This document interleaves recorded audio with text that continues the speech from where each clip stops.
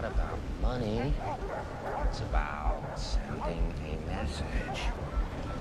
Everything burns.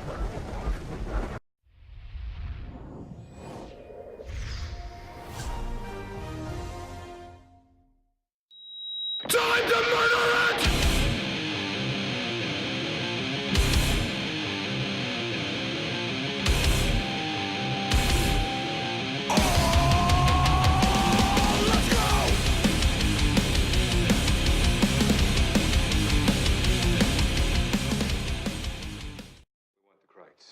The Kreitz. Look, mister, I don't know what you're talking about.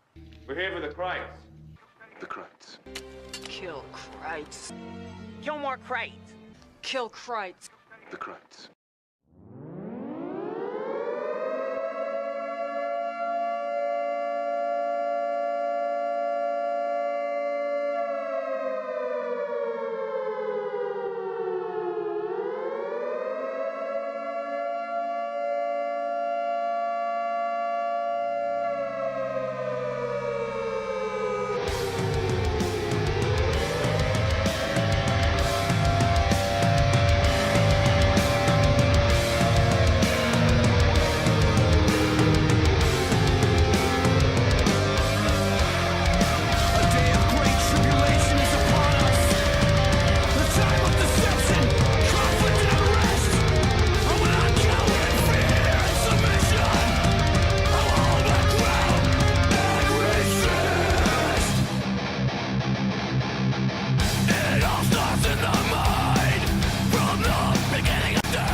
Giselle needs to shut the fuck up. I haven't had Tom on my roster for a hot minute, and she's running to fucking Ellen or The View or Wolfman Jack for all I know, saying we've had concussions.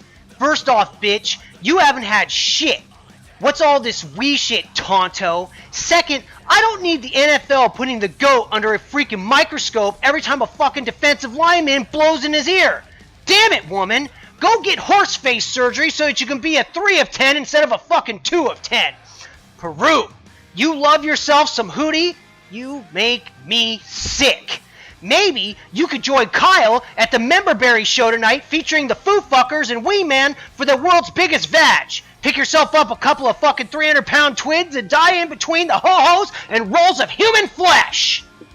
Rink break!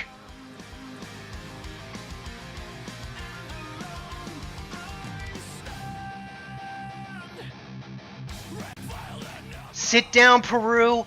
I'm not done with you. Let's go down memory lane, IFL. Peru is captain 1 foot forward, self-inflicted knife wound in the back next. Once upon a time, Peru had 7, 8, and 9 in the draft and traded those to Marv. Then he had 13, 14, 15, and 16. And earlier this week, he ships the 15 to Danny. More on you in a minute, little tiger, which was a great fucking trade for Peru. And then he sends 2 2s, a 1, and a 3 for the 10. To move up 3 fucking spots. We ripped the new guy, and don't worry, you aren't escaping this onslaught, pal. For his early moves, but with the commish stroking the ball penis, this slips by the IFL? No fucking way! Drink break! I clearly said, don't get raped by Marv. Peru put on his best dress, lubed himself up, and left the condoms at home. It's probably because he had just backhanded the little orphan Danny. But there is zero justification for that price. You fucked up the market and only encouraged the dirty Brit. Daniel, your team needs a hell of a lot more than the 1.15, buddy. You're better served holding those picks and building your roster. I'll wave to you as I pass you by this season. And IFL, is anyone else ready for Danny, Jai, and fucking Lewis to come out of hibernation? You guys want to talk? Let's talk delusional motherfuckers right now! Besides the guy yelling into the mic. If I hear one more time about Mark's 8-8 2016 record, I'm gonna slaughter the entire Vegas contingent. I care about as much about your non-fucking playoff 8-8 roster as much as I care about the dickbags trying to keep the 4-12 Ravens down. Both were shit, but at least you don't hear me soapboxing the shitstorm. And I quote, "Records don't lie." Sure they do, Queen Mark. Just ask the real Kansas City Chiefs. I loved Swamp Thing TMI Josh. And I hope a meteor hits you fucking square in your stupid face. See you in a week! Seriously though, the show was tits, and I thank Kurt for all his hard work and for Josh giving me nightmares about his melting face for fucking years to come. There also was a state of the IFL, and the big reveal was the schedule. Sorry, bud, you made it so I literally don't give two fucks about the schedule. If you're handed in an event, you need to treat it as such. The trickle of matchups on Slack was fucking garbage, and you're better than that. Now, it could be that I just don't care, because coming off a shit season, there aren't any easy games. Either way, Lucas, fuck your face! Then, oh my god, drink break! Then, he has Detroit Russell on, Mac's replacement, on the heels of the Slack attack by double dime on Luke. Luke was so fucking soft on Russell, it begs the question, should I crank kick his ass the second I see him in Vegas? I'm going with yes. IFL, I'll take your votes. If any other GM came on Slack and talked to you the way that Lucy did, you would have gone apeshit, Lucas.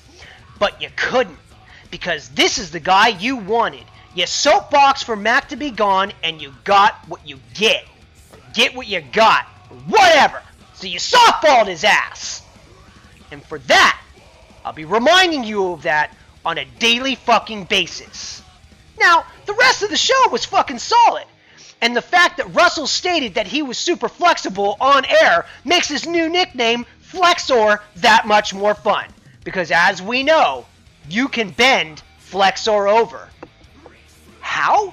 Let's review, IFL!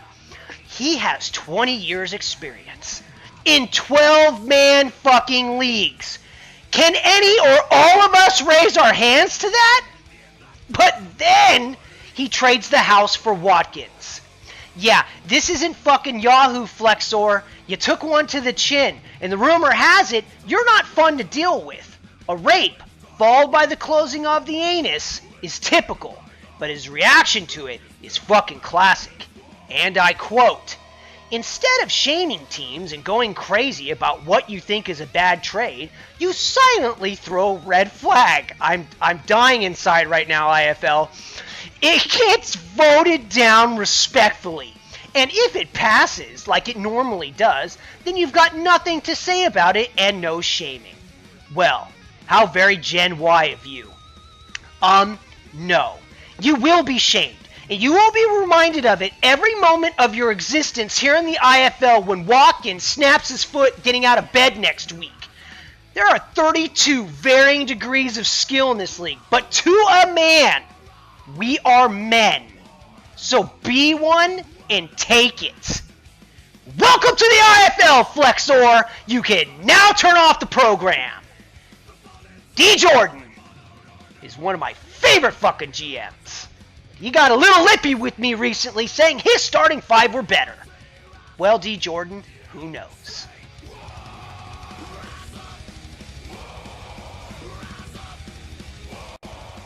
But DJ, come close to the phone. Get a little closer to the computer.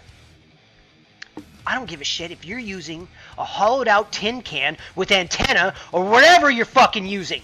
D. Jordan, will you please go fuck your face?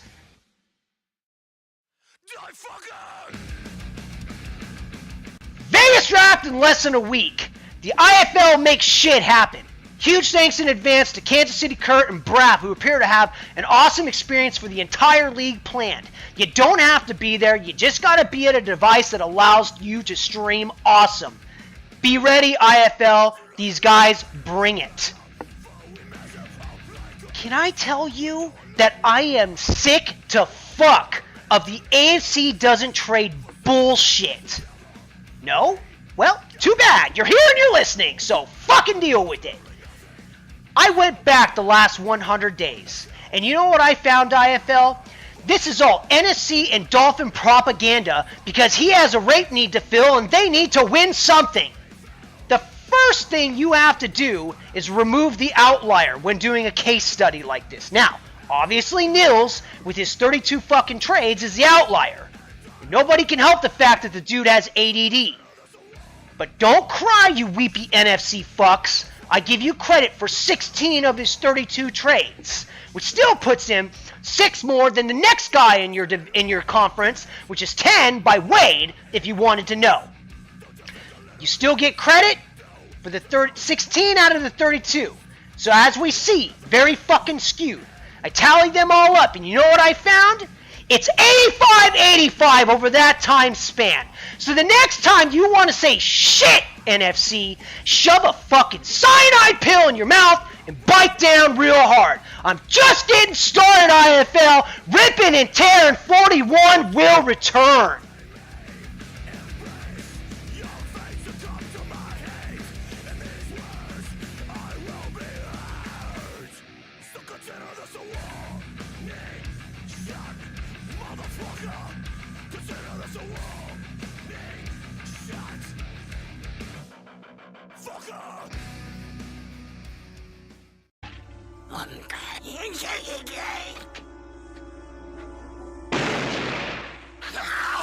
Danger.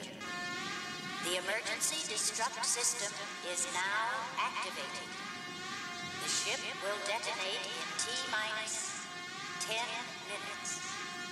The option to override automatic detonation expires in T-minus 5 minutes.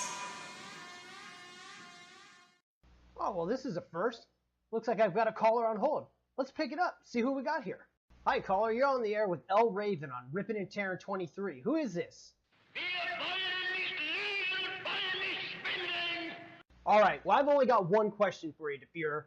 Would you go ahead and change your stance on drafting an African-American quarterback now? Ein Vorführung durch eigene Arbeit, durch eigenen Fleiß, eigene Entschlossenheit, eigenen Trotz, eigene Beharrlichkeit.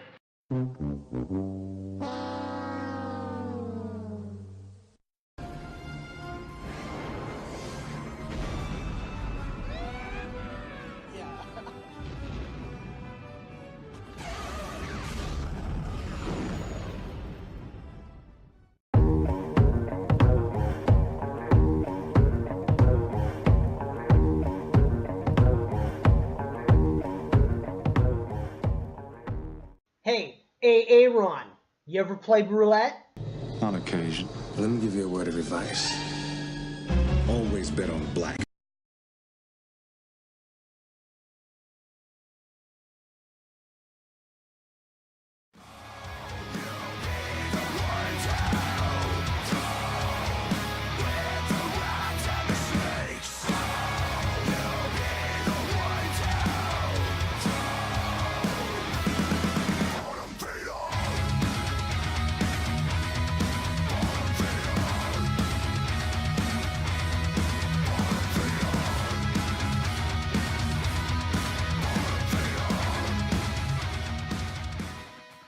I'll be careful. You'll be dead.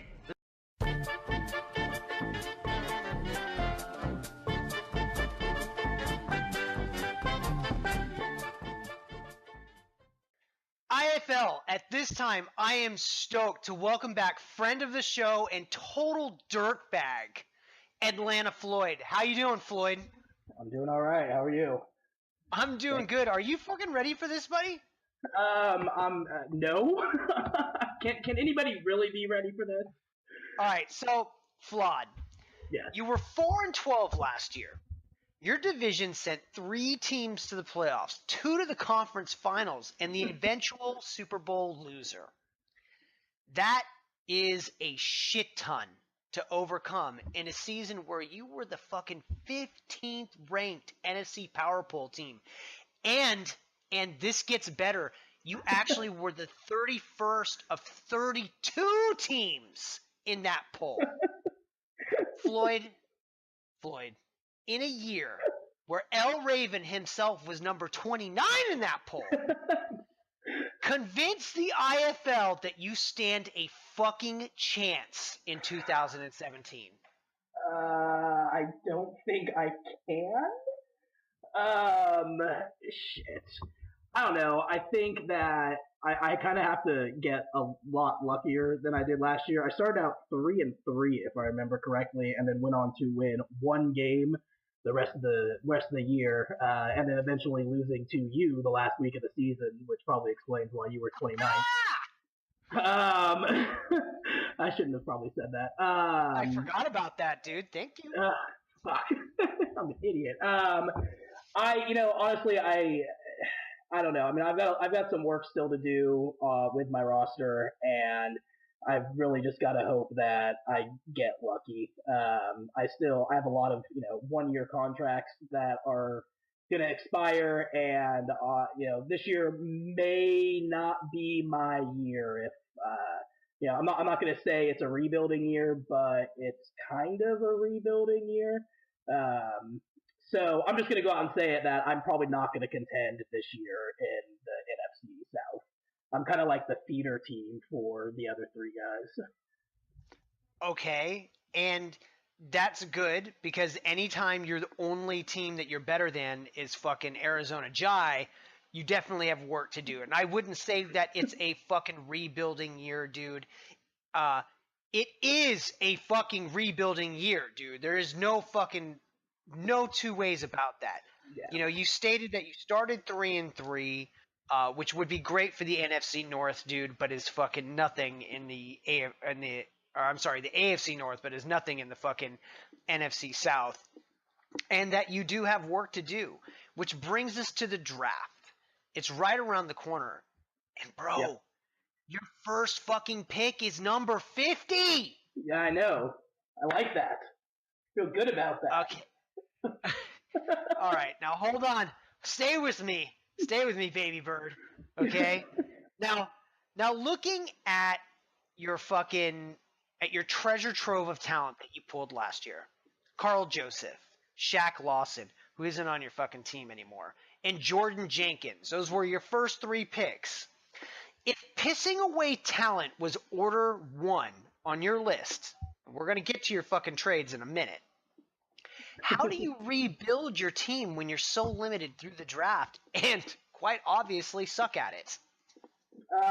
Yeah, no, that's true. I am not good at drafting. I'm pretty sure I've made that statement many times, hence why I kind of trade away all of my draft picks. I'm not good at it. I have no excuse for that.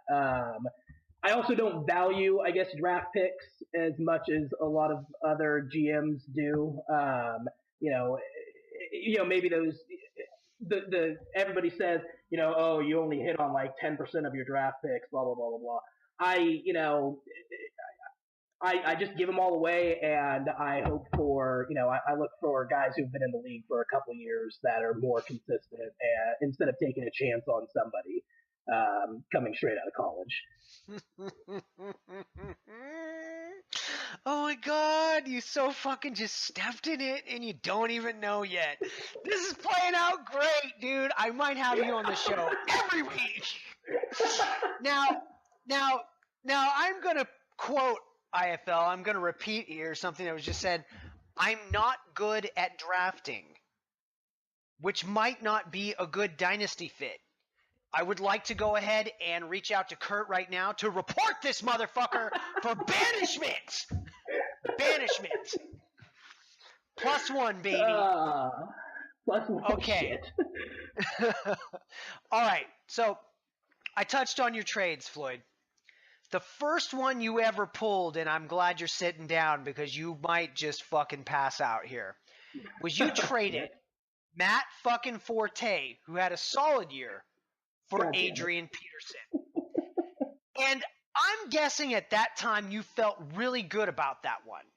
And I can give you a little slack on that. But then there was this doozy, Tevin Coleman and Dontari Poe for, yep, you guessed it, Ronnie fucking Hillman and Dante Hightower. Floyd. Yeah. Sort of like we take away fucking V cards as men. Should we take away your fucking trade card? Oh gosh, you know what? Like, you know, like kind of like you said, the first one I felt good about at the time. You know, who would have seen that coming? I'm sure a lot of people, just not me. The second one, if I remember, God, when did I? God, was that with Nils? I don't know. Probably. You had a bunch with Nils. Yeah, it probably was. He probably, you know, he probably said something to me and like wooed me with some like siren song and, you know, made it sound better than it actually was. And, yeah, that was pretty, looking back, that was pretty fucking dumb. What the fuck's wrong with me? I'm not sure. Jesus Christ. Oh, okay. I'm pretty sure I can get 5 votes for you right now. But I'm going to do one more question just to make sure we get 75% of the vote. Okay?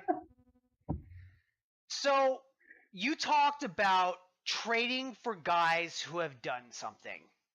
And IFL, I would like to go ahead and let you know right now as of today, these are the May 13th starting 5 of a one Mr. Atlanta Floyd.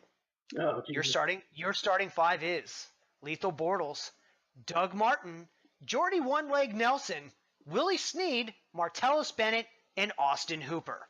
Yeah, that sounds about right.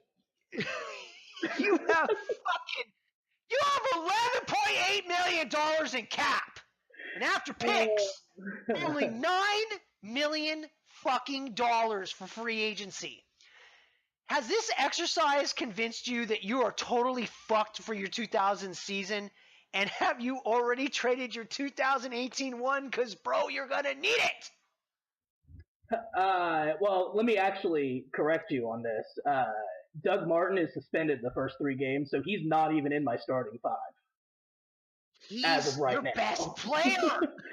But he's not. He's not even eligible. He's not even eligible. I know. Charles Sims is in my starting 5 right now. Isn't Charles Sims running around on a peg leg? Yeah. Well, I mean, between him and Jordy, that's 2 full legs, right? Yes. Yeah, that's it's a glaring issue. I know. I was definitely at the beginning of the season last year. I felt a lot better about my starting 5 than I don't even really consider myself having starting 5 right now. So yeah. Go ahead, just poke holes. It's fine. I understand. People that finish in last are angry people, and 4 wins is cause for being angry.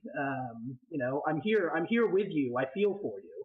I know you're just projecting your anger on me also. Okay, first I want to be very fucking clear. You and I are not even in any fucking similar fucking situation because I'm going to fucking crush the North this year, and I'm pretty sure that I'm going to go to my counterpart Luke on this one. Would you take the Ravens or would you fucking take the goddamn Falcons? I think I know what he's going to say. And before we get out of here, Floyd, I just want to go ahead and make sure that I fucking, took in everything that you said and fucking, and am clear. What you said was at the beginning of the 2016 season, I had hope. Now I'm in the interstellar black hole. Is that correct? That is correct. All right, Floyd. I want you to have a chance to walk out of this interview a winner. And I'm looking for a new record setter in a game from last year. Do you want to play a game, Floyd? I would love to play a game. Time to play the game. Time to play the game!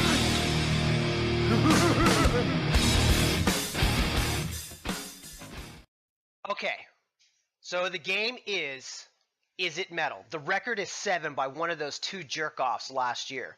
You ready to do this? I'm ready. Let's do this shit. Okay, get ready. 5, 4, 3, 2, 1. Nirvana. No.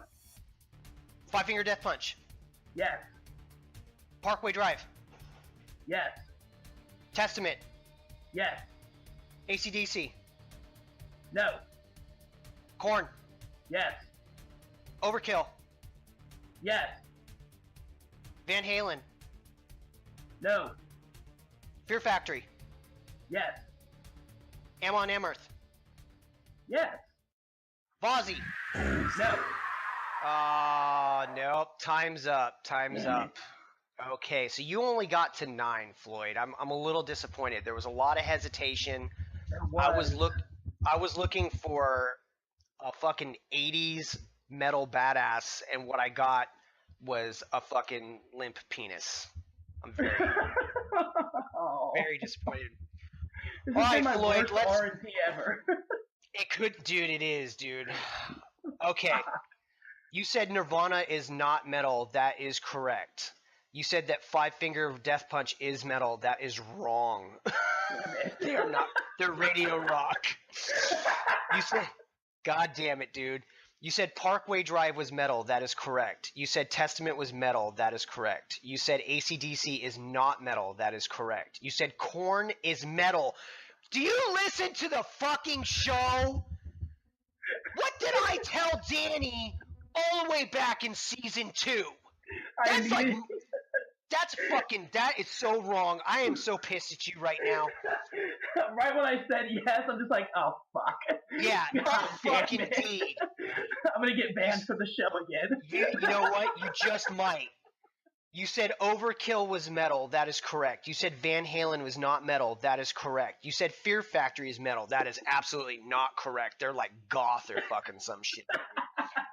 Actually, no, not metal. Wrong. And you said Amon Amarth is metal. That is correct. That gives you 1, 2, 3, 4, 5, 6, 7 points, which ties the record.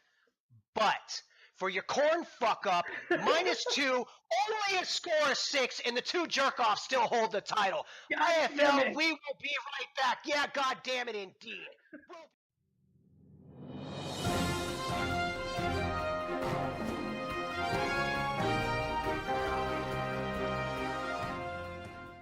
IFL, not 24 hours after Floyd and I recorded that last segment, he went and made a huge trade that was panned by the IFL. And now here with us with his response to that berating from the league is Floyd. Atlanta Floyd, the floor is yours. You know, I just feel like the IFL has always been like a safe place for me. And the way that I was treated by people like Luke and Josh and even the new guy Russell, like, it really just hurts me a lot because, you know, I come here to have fun.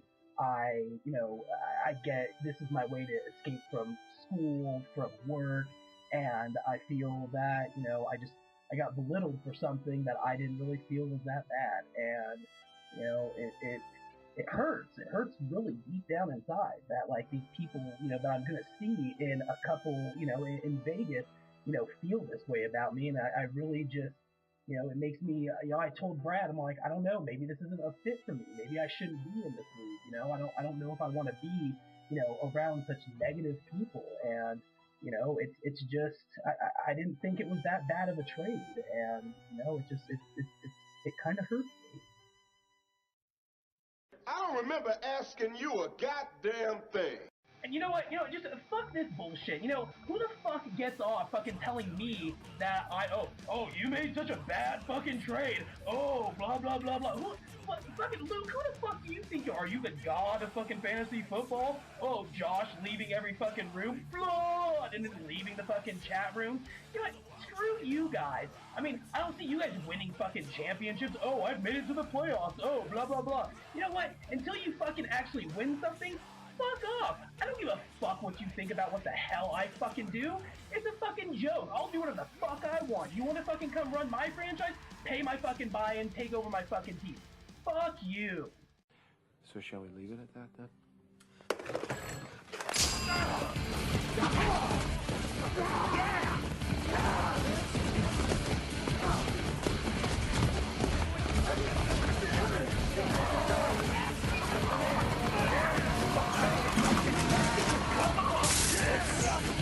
Get him, man!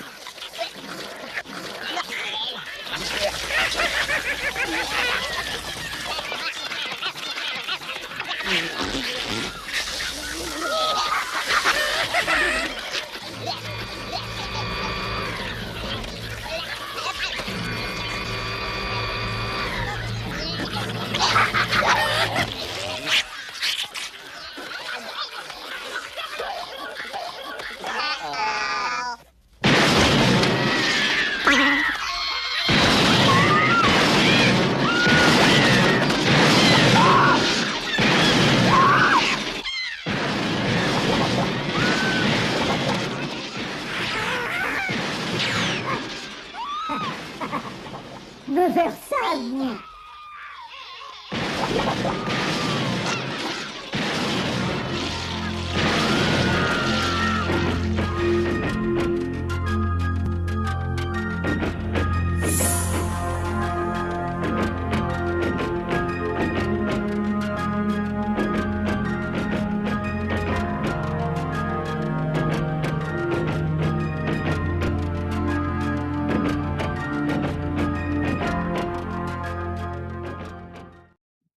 You know, Floyd, you've been such a great guest so far. I was wondering if you could help me with something. Would you help me with something, Floyd? I'd love to. Yeah, why not? Thank you, dude. I mean, you might be the first ever 3-segment guest, dude. So, actually, 4 fucking segments. So, Brian's article got me thinking. Coming up with fucking fresh shit is hard, dude. So, I've got some fresh ideas for some new shows and segments, and I want to get your thoughts on them. Is that okay? Oh, yeah, absolutely. I'd love to give you my thoughts. Okay, all right. Right, this first one is an article series that touches on fantasy football, toilet porn, and weird farm interactions. Whoa! I call it balmy Baltimore evenings.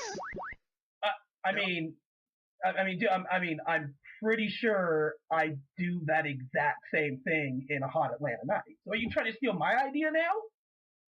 All right. Okay. Next one. Ready? Okay, right. Sure. It's a live video show. I'll get a giant chair. Okay. I'll shave my head. I'll get some air traffic controller earbuds, and I'll never shave. And I'll call it Guessing Possibilities. I don't know. I'm thinking it kind of sounds like what the 3 fucking guys do on Educated Guesses, isn't it? I don't know. Okay. I told you this was hard. I told you this was hard. Stay with me. Okay. Shoot me another one. All right. It's a fairly serious podcast, but there's a lot of underlying homoerotic humor. But it's also big on stats, and sometimes I just go off the rails and pull out a giant black dildo. I call it Condition of the IFL. I like that idea. I'm not gonna lie. I think that's a great idea, but I'm pretty sure that's the exact same thing as the state of the IFL that Luke does. No, it's totally different. Okay, fuck it. Okay, fine. You're a tough nut to crack. I got more. Okay. It's a show like PTI, but I play 2 roles. One is a dirty Italian with far too much grease in his hair and a forehead you could land a Boeing on. The other is a blowhard wine drinker who hasn't had an accurate take since high school when he realized he was going home alone from the prom. I call it Too the Fuck Much. You know what? I'm not gonna lie. I kind of like that idea. Okay. How often would you air that show? I don't know, but the first commercial I would do is a brontosaurus with beer bottles for legs, sort of like Jurassic Park. Okay, I can see this working. I can see where you're coming from on this. And I could follow it up with a vacation ripoff with me and the guys in the car going on vacation, and I'm like, vacation, whoa, and Luke shows up in a Ferrari with his pig. Oh, is it? Oh, kind of like National Lampoon? Yeah, exactly. Oh, okay, I see where you're going with this. But I'm pretty sure, just like the South Park episode, The Simpsons did it, I'm pretty sure somebody's already done that. What the fuck do you know anyway? Nice trade, asshole!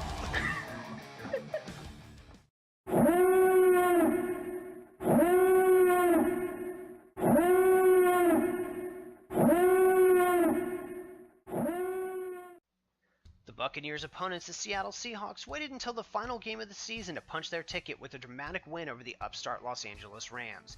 After an 0-2 start, the Seahawks GM Will Massey let his team know that despite the suspension of star running back Le'Veon Bell, losing wouldn't be tolerated. The team responded by winning 6 of their next 7, led behind 2015 MVP Cam Newton, Le'Veon Bell, LaShawn McCoy, and a resurgent DeMarco Murray. But a rough start to the second half of the season saw the Seahawks lose 3 of 4, including a demoralizing home loss to the lowly Ravens that threatened to extinguish their playoff hopes. But the following week on the road in Oakland, the bruising linebacking core of Kiko Alonso, Mark Barron, Luke Kuechly, and Paul Posnanski dominated the Raiders en route to a Seahawks win that galvanized the team for the final run. With the NFC West title in hand, the Seahawks will have to find a way to win without DeMarco Murray or Luke Kuechly. Now, more than ever, they will need the support of the 12th man if they're to advance the divisional round over a tough NFC South opponent. Welcome back to the show. With me at this time, I have Seattle Will. Will, it has been man, it's got to be at least 30 shows since you've been on. Welcome back, man. Thanks, man. I appreciate it. I don't know if it's been 30, but it's been more than 1 or 2, so it's really good to be back. Thanks, dude. No, it's definitely been a while. You were on within the first 10 shows for sure, and this is Rippin' and Tearin' 41, man. So way, way overdue. I'm super happy to have you here. And before I brought you on, I re-aired your Seattle Seahawks playoff video from the Rippin' and Tearin' playoff show from last season. And after all that hard work that I put in, and you put in too, and even picking you, you shit the bed in the first round. Now you're coming into the 2017 season with just over $5 million in cap, and after the draft, and you don't even have your first pick until number 31. Meanwhile, L.A. Andrew, who sadly surprised a lot of us last year, has $35 million and 9 picks, 3 of which are in the top 20 and 2 in the top 3. My question to you is, how are you going to maintain your grip on the West coming off a 9-7 season where your team was good but not dominant? Well, so if you go by record only, then okay, yeah, it was 9-7, and I just barely squeaked by. I won the West by just a hair. But if you go by the actual points scored, then I mean, I was like 310 or 320. I don't know. I was like 30 points per game more than Andrew or anybody else, I think, in the West. So at the end of the day, I do feel like that my points were actually a little bit better than the records reflected. But to get back to your original question on the cap and all, so I have a pretty much built team. I'm ready. I need to fill in one spot here or there. I definitely need another defensive end and maybe another starter offensively. But in general, I'm pretty much there, where Andrew and some of the others that have got huge cap space, they've got like 25 players. And they're going to have to do a lot. And all of a sudden, if they put one $30 million guy or one $20 million guy on the roster, that's going to eat up a lot of what they have. So we'll have to just see how it works out. But I'm not too worried about the NFC West.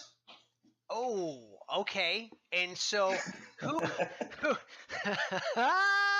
okay, I'm going to be honest with you, dude. If I were you, I wouldn't be too worried about the fucking NFC West either, dude. I mean, well, everybody's seen the NFC West, right? I mean, so Jai is still on sabbatical. Not sure what's going on. He's a mess.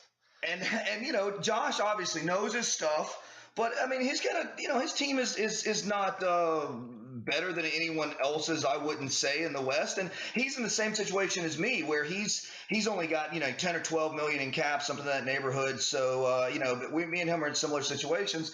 And L.A. Andrew, I'm sorry, maybe it'll come back to bite me at some point, but I just can't get motivated to go, wow, I really have to improve my team because L.A. Andrew's on my heels. I just don't. I'm just not feeling it, man. I mean, you said something there that was very interesting. Like, I'm pretty sure Josh doesn't know shit. Like, I've just never seen him win. I'm actually rooting for him to do well this year because I want him to be able to be like, fuck you, Matt, outside of my horrible fucking record last year. But I feel like Andrew is definitely the most dangerous team just because of what he can do to improve so rapidly in your division. But we're going to see. We're going to see. Yeah, and those draft picks he's got too. I mean, I'd love to have them. I'd love to have this problem, no doubt. I ended up with 3 first-round draft picks last year. But at the end of the day, I ended up with Tyler Boyd, which did very little. Josh Oxen that got injured, and then Derrick Henry, my handcuff for DeMarco Murray.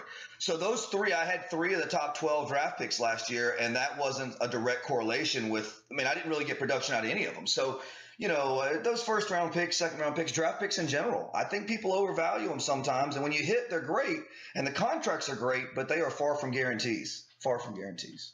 I'm glad that you said that, because I've looked over your first rookie draft and your veteran auction. If you could go back and change one thing out of each, whether that be a pick, a passed up trade, a guy who you signed or let go to another team during those various auctions, what would those 2 changes be? Wow, from those first 2, I was higher on Tyler Boyd than maybe I should have, and I don't remember the exact trade that I made, but I did give up some value. I think I actually gave up a draft pick from this year along with some value last year to get Tyler Boyd. So maybe I overvalued him a little bit. Josh Doxson, I still believe in. I think he's going to actually do great. Things are sounding like he's doing well right now in Washington, and I think he's going to show up this year, which is great. I need him to. And Derrick Henry, it kind of allowed me when I had DeMarco Murray and I had Shady McCoy, and I had to pretty much, they were both going to hold out. I could only keep one. A lot of people were thinking I would go Shady, but honestly, with me taking DeMarco Murray and having Derrick Henry, who I think is a stud right behind him, I'm guaranteed between those two to get one guy that's going to be a stud running back. And I do think that it may not even be this year. It may be DeMarco that does well and Henry in the future, but I do think Derrick Henry is going to be a stud there. So going back, I guess it would be Tyler Boyd. Tyler Boyd would be the one thing that I maybe overshot a little bit on it and should have saved and ended up with a little more value this year. Well, at least you didn't trade up into the 4th spot to go ahead and pick him like some other buttersoft guy who's not here anymore. But what about in the veteran auction? Was there anyone that you let go or passed up or did sign that you regret? Well, I mean, yeah, I guess, yeah, for sure. The one guy is Robert Quinn, I guess. I mean, I was banking on him. I was banking on him being a stud defensive end. He didn't do anything for me last year, cost a boatload of cap. Now I'm in a situation where, if I cut him, I'm going to take a big hit. He gets switched over to linebacker, and he'll probably, which is I have a deep core, so he'll probably never see the field for me. I'm just riding out his contract. So I think Robert Quinn's definitely been my biggest mistake from a free agent signing, I would say. Yeah, his massive sack season from a couple years ago feels like decades. It's been 3 years ago, I think. I don't think it's been 2 years ago. It's been a long time. It has been a long time. That's too bad. All right, fortunes change quick. I'm gonna go ahead and change things up a little bit here. I'm gonna go a little serious here for your last question, okay? Sure. All right, man. In the last 100 days, you've made exactly one trade, and I think you've kind of alluded to why that is. I think you feel good about the position your team is in. And I know that you're a busy guy, but you're also fairly quiet on the boards. Now, the league recently voted to remove an owner for what was considered bad participation and failure to respond to shitty trade offers from the Lynch Squad, San Francisco, and Tampa Bay, and I think Dallas Bryant's in there. What are your thoughts on Mac's removal, and if you had to re-vote, would you still cast it the same way? Wow. All right. So my feel, I did put this ironically on the message board. I did put this on there that I thought that I liked Mac a lot. I liked him personally. He seems fine with me. We always got along. I think he was a good GM in general. But that I did have times where he didn't get back to me on trades, and that's one thing that I think you would find with me is it may not be as I may have not been putting in so many trades. I may not be as active on the message boards, but anytime anybody sends me a trade or an idea, man, we can go back and forth all day on Slack or on emails, back and forth trying to work something out. And I try to respond immediately. And that was a place that I think, Mac was struggling in. He just didn't get back to people. And honestly, when the whole rule with this is 3/4 of the people have got to vote someone out, right? There's got to be 5 this and commish that. But at the end of the day, 3/4 of the league has got to say they are for you leaving. And right now, there is no one else in this league that I would say that about. Would I have been the guy that would have got on the soapbox and gotten, the powers that be behind getting Mac removed? No, I wouldn't have. He wasn't bothering me that bad.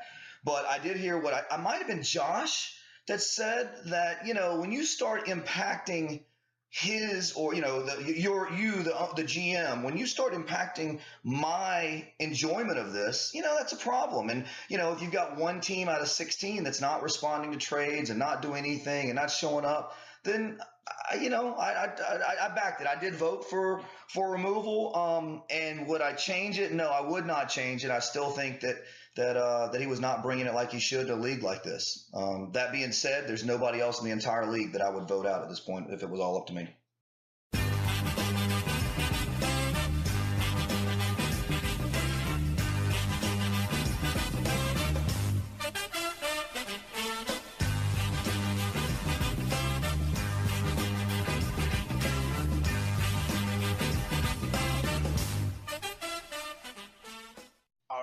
Well, that's a solid answer, solid, candid answer, and I appreciate that. And so now it's time to get back to some fun, okay?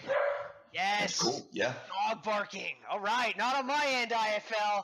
Woo. No. See, that's the thing. I'm actually. I don't. It's not even dogs. I've just got a little thing I'm playing in the background to make you feel comfortable with this interview. That's all it is. That's solid, dude. That's solid. I caged mine up. I threw a blanket over them. And I think I gave one a tranquilizer. So, all right, man. My 3 dogs are pretty big, though. I got like 100-pound dogs, German Shepherds and things. So these guys are. If I tried to put a blanket over one of them, I might end up having the tranquilizer in me. They might eat you, dude. Nice, man. Maybe so. Hey, barking dogs. No, they're always welcome on Rippin' and Tearin'. Okay. Nice. Okay, so here's the game, dude. I want to play a game. You want to play a game? Let's do it. Yep. Okay. Hey, as long as it's not the metal game, right? Because we talked about before, I'm just not a metal guy. So if you're playing the metal game, I might be in trouble. No. We actually played the metal game earlier in the show with another guest. So I got something special for you. All right. All right. It's the pyramid game, the old pyramid game with Dick Clark. Okay. And so. All right. Yeah. And so here's the deal. Okay. You're going to have 30 seconds to try to answer 7 questions, all right? And so I'm going to give you a hint, a clue, a phrase, whatever, and you need to name the GM, okay? Are you ready to play?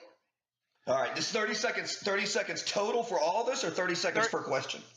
30 seconds for the total thing to try to go ahead and get to 7. Do you think you can do this? Yeah, I got it. I'm going to give it a try at least. Here we go. Okay, all right. The category is assholes.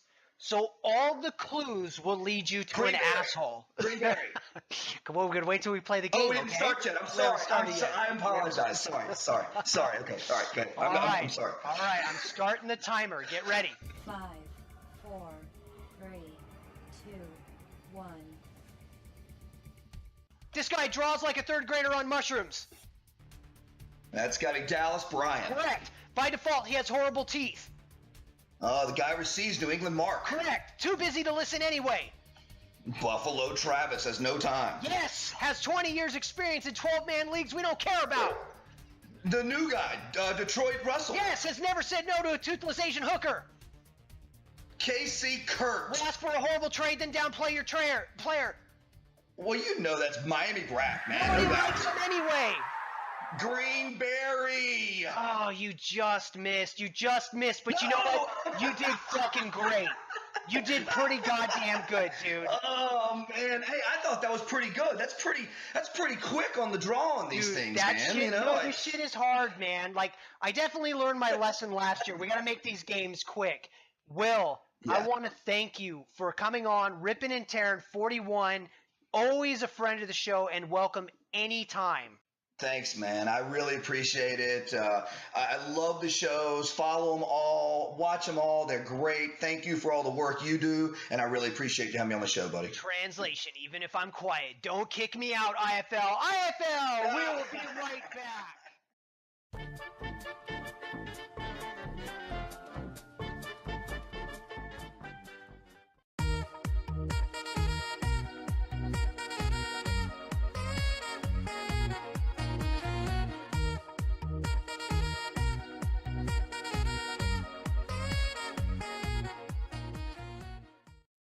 IFL, welcome to Rippin' and Tearin's #1 guest segment, Nate Hates the 80s. Now, This week, Nate is reviewing 1980-something's Critters that starred a little redheaded kid that I should know, Billy Zane, some fairly decent character actors from that time frame, and of course the bounty hunters, who were all going after the Krites. Now, if you haven't seen this movie, please don't let the forthcoming review sway you. Definitely go ahead and check it out.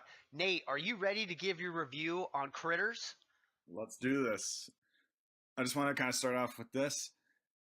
I do these reviews for the sake to save you guys, and yet I still have people listen and watch these shows. Please stop watching these.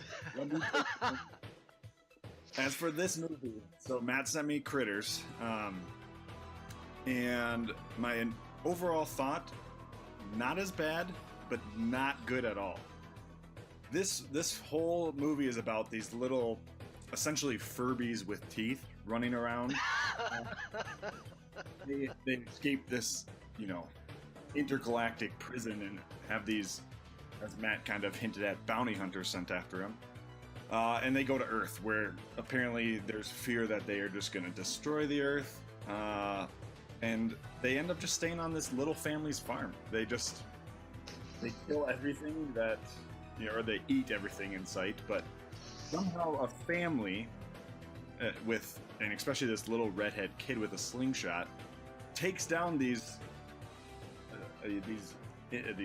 Furbies, I guess. When this intergalactic prison can't even contain them, and they are stopped by a double barrel shotgun, and like a firework. And the thing I want to note about these bounty hunters, which I thought was the classic 80s, and I think I've alluded it in my other shows, is, again, in 80s, apparently everybody just hip fires, because these bounty hunters, these specially trained bounty hunters, are just firing their guns from the hip, so there's no aiming involved. They're just blowing up everything in sight. So, again, it's the whole 80s. Everything's got to explode. Everything's got to be bigger and better. And in the end, the Critters are just destroyed by a handmade firecracker by the kid who threw it. He got it into the ship. So I wasn't too impressed with the movie, but again, it wasn't as bad as the other ones Matt has sent to me. Typical 80s soundtrack. I don't know any of the actors that Matt's talking about, so I can't tell you about their skill or what they were big in at the time. But the movie's not terrible, but it's not worth watching. I'll just say that. There were not a lot of interesting lines because the Furbies just roll on the ground and make noises. So my overall review on this is I'm going to go right down the middle and just give it a 5 out of 10 Sleepy Nates. Wow. Yeah, I mean, like I said, it didn't bore me to death, but it's not worth anyone else in this league watching again. Everybody needs to watch this movie. A couple of things. That wasn't a firecracker. It's early. That wasn't a firecracker, buddy. That was a freaking IED. All right, that thing was badass. Come on, and he was breaking open black cats to put in that thing. Oh, there was a lot of fucking black cats in that thing, dude. And the other thing I would say is you really didn't touch on the bounty hunters, dude. Like, their green faces, and they could change to look like different people. And the one guy couldn't decide who he wanted to be, and the other guy freaking was Johnny Steele from the fake 80s music video. Yeah. That was pretty good, dude. That was pretty good. That was a good part. I liked the concept of the aliens, that they could kind of change. But yeah, the one guy was just like, oh yeah, I don't feel like changing anything. So when they first get to Earth, he's just walking around as a green-faced guy until a dead guy on the road to change into, and then he's just this, blue. I forgot about that, dude. Yeah, fat guy. So it was an interesting concept, but yeah, they just walked around with these cannons essentially and just blew up everything they could without aiming. Those are good, dude. Firing from the hip is classic, and you'd like to know that actual bounty hunter still has the same problem in Critters 2, and he turns into a Playboy centerfold. So that actually worked out good for the 10-year-old boy. Well, how many movies did you make out of this? Just curious. Well, that's what I was just going to tell you. There's actually 4. Oh, There's actually 4. That I know of, I would say that 2 are worth watching. I feel like maybe I watched one of the other 3 or 4, and 1 was like pretty bad. But 1 and 2 are kind of, 2 follows a typical horror trope where there's more kills, more critters, more violence. Like total sequel. But well, Nate, what is your final word on Critters? If you could put it in one word, what would you say to the IFL? I'm just going to say, okay. It's like a bowl of oatmeal. You don't hate it, you don't love it. Yeah. It'll get you through the day.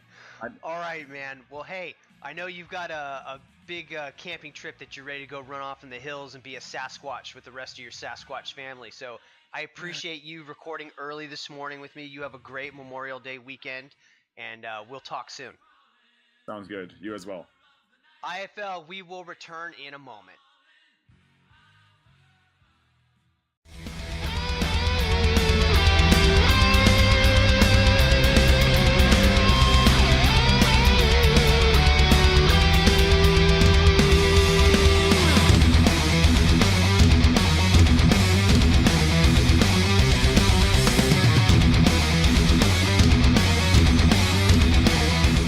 IFL, we are entering the dog days of summer with some primetime events coming.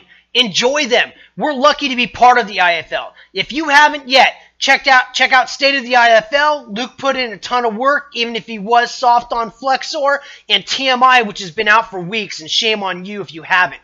Rippin' and Taryn will return sometime next month as I head into my busy work season. And if I did not personally call you out on this show and tell you to go fuck yourself, from El Raven to your bleeding ear holes, please go fuck your face.